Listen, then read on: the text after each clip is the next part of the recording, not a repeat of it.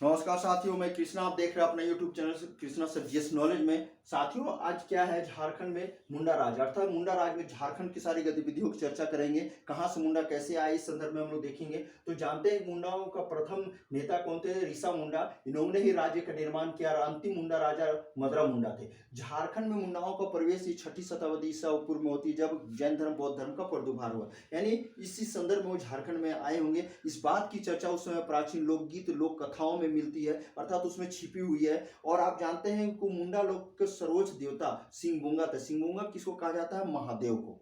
ठीक है, महादेव कहा जाता है। और ओते दिसुम क्या किसको कहा जाता है? पृथ्वी को। तो यह एक चीज है, डॉक्टर बी वीरोत्तम ने अपनी पुस्तक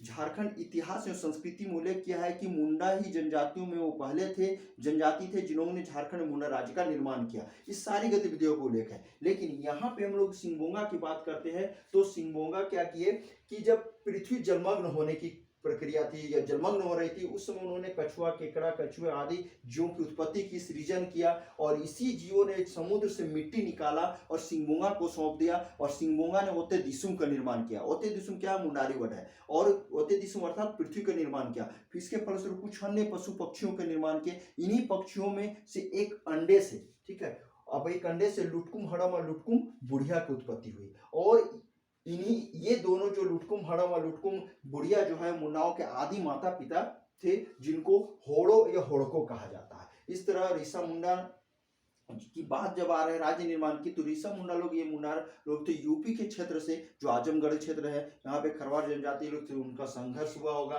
फिर ऐसा बोला जाता है या मान्यता है कि ऋषा मुंडा को एक दिन सिंहबोंगा ने रात्रि जब सो रहे थे उसमें उनको दर्शन दिया उन्होंने। और दर्शन देने के साथ उन्होंने क्या कहा कि सोना लेकिन दिसुम अर्थात सुनहरे देश की खोज करो। और ये क्या है? दक्षिण की ओर है, आप उधर चले जाओ, वहां पे खोजो। तो ऋषा मुंडा ने क्या किया? एक मुर्गा जैसे की जनजातियों में प्रचलित है, उन्होंने सफेद मुंडा लिया और उस मुर्गा को क्या किया? चरा दिया। और चराने के साथ ही जो मुर्गा आगे आगे जाते रहा, ये जनजाति पीछे की ओर जाते रहे। और ऐसे करते हुए झारखंड में पहुंच गए। और ऋषा मुंडा ने झारखंड में राज्य का निर्माण किया। नहीं, एक तरह से देखा जाए तो ऋषा मुंडा 21,000 मुंडा जनजाति के साथ झारखंड में प्रवेश किए थे, आए थे। और इन्हीं में से सूतिया पहान को उन्होंने प्रथम शासक बनाया। और इस नव स्थापित राज्य का नाम सूतिया नागखंड रखा। सूतिया नागखंड को कितने भागों में बांटा गया? 7 भागों में भागा गया। अब 7 खंडों में रखा गया। तो इसमें देखेंगे क्या क्या है। तो लोहागढ़, जिसको आज के लोहरदगा, हजारीबाग, पालनगढ़, पलामू, मानगढ़, मानभूम, सिंहगढ़, सिंहभूम, केसरगढ़ और सुरगुमगढ़ जो सुरगुजा है, जो छत्तीसगढ़ में पड़ता है। तो ये जो सूतिया नागखंड है 7 खंडों में विभाजित है। तो ये वर्तमान झारखंड राज्य से भी बहुत बड़ा है। आप यहाँ देखेंगे कि ये खासकर जसपुर जो छत्तीसगढ़ में ही पड़ता है, और गंगापुर, इनसे भी बड़े क्षेत्र, यानी बहुत विस्तृत क्षेत्रीय क्षेत्र में फैला हुआ था। साथ में एक चीज ये भी बताया जाता है कि विष्णु पुराण में इस क्षेत्र का नाम, यानी कि सूतिया नागखंड का नाम नागखंड या नागद्वीप मिलता है। और इसमें यह भी कहा गया है कि जम्बू द्वीप के 9 खंडों में से 5वां खंड क्या था? नागखंड था। तो रामायण में जम्बू द्वीपे भारत खंडे करके गीत है, उसमें पूरे इसका चर्चा है। तो जम्बू द्वीप किसे कहते हैं? तो भारत को कहा जाता है। साथ ही नागखंड और नागद्वीप की आकृति को उल्लेख महाभारत में मिलता है। अब यहाँ असुर और नागों के संपर्क के विषय की बात आती है। तो इसमें डॉक्टर ए.वी. बनर्जी ने अपनी पुस्तक असुर इंडिया, जो 1926 ईस्वी में उन्होंने लिखा था, उसमें कहा था कि नाग असुरों की एक शाखा है। ये सारे संदर्भ आए थे। अब महाभारत युद्ध की चर्चा इसलिए यहाँ पर राजा परीक्षित की बातें कर रहे हैं, क्योंकि यहाँ पे नागों का कैसे प्रादुर्भाव हुआ झारखंड में, कैसे आगमन हुआ, इन सारी गतिविधियों की चर्चा है। तो महाभारत युद्ध के बाद राजा कौन हुए? परीक्षित हुए। परीक्षित कौन थे? अभिमन्यु के पुत्र थे, यानी कि अर्जुन, पांडव पुत्र अर्जुन के क्या थे? पौत्र थे।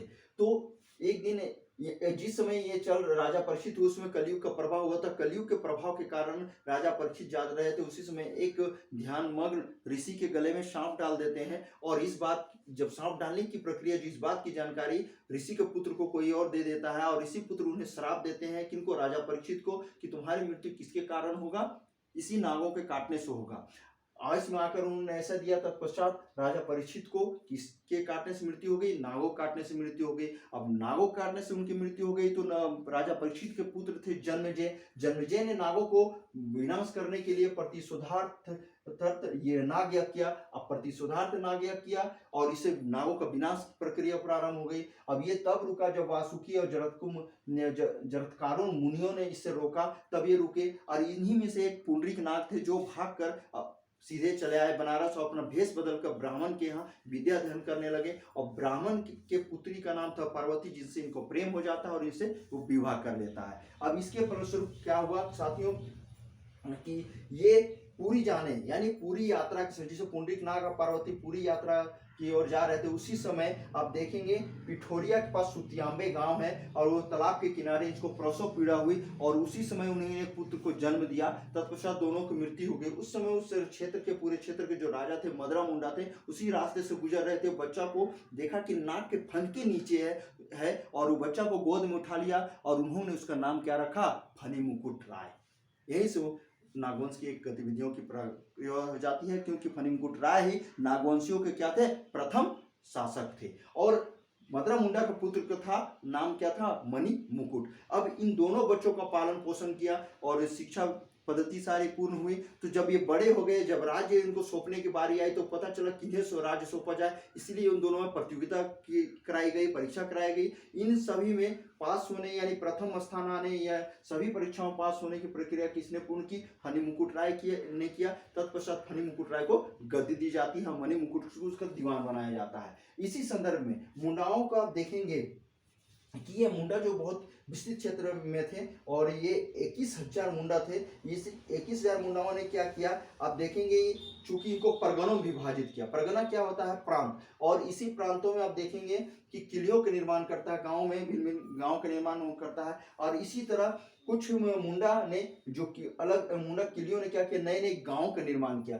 अब उसी के अंतर्गत देखिए सुतिया मुंडा, सुतियांबे गांव का निर्माण किया, कुरुंबा मुंडा, कुरांबे गांव का निर्माण किया, चुटू मुंडा, चुटिया जिसमें उसमें राजधानी उन्होंने बनाया था, और नागू मुंडा। तो ये चुटू नागू दोनों भाई थे। चुटू नागू के नाम पर ही चुटिया नागपुर रहा और आगे चलकर यही चुटिया नागपुर क्या हो गया, छोटा नागपुर हो गया। तो इस तरह मुंडाओं का यहाँ पे आगमन होता है और ये यहाँ पे आते हैं। ऐसा है कि कहीं न कहीं मुंडाओं का संघर्ष भी हुआ होगा असुरों से, चूंकि असुर लोह गलाने के काम करते थे और वो किसके लिए लोह गलाने काम करते थे, हो सकता है मुंडाओं के लिए पारंपरिक हथियार बनाने के काम कर रहे होंगे। ये सारी गतिविधियां विद्वानों का ऐसा मानना है। तो साथियों ये मुंडा राज्य झारखंड में।